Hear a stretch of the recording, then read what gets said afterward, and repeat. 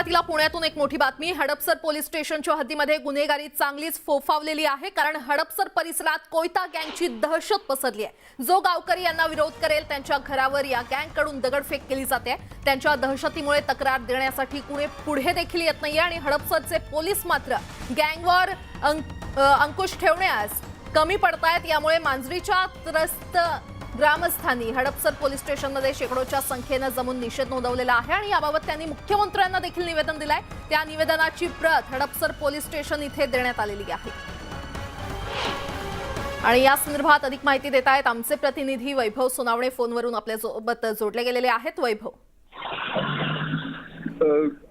हडपसर पोलिसांच्या हद्दीमध्ये असलेल्या मांजरी परिसरामध्ये कोयता गँगची या कोयता गँगला आवर घालावा अशी मागणी करत काल मांजरीच्या शेकडो नागरिकांनी मोर्चा काढून हडपसर पोलीस स्टेशनला निवेदन दिलंय। या कोयता गँगकडून परिसरात दहशत जी आहे ती मोठ्या प्रमाणावर पसरवली जाते आणि सगळ्यात गंभीर बाब म्हणजे या सगळ्या गँगचे सदस्य जे आहेत ते अल्पवयीन आहेत, 18 वर्षापेक्षा कमी वय असलेले आहेत। त्याच्यामुळे पोलिसांनी त्यांच्यावरती जरब बसवण्याची आवश्यकता, अन्यथा या परिसरातलं सगळं वातावरण जे आहे ते खराब होईल। कायदा सुव्यवस्थेची सातत्यानं परिस्थिती जी आहे ती इथे निर्माण होते।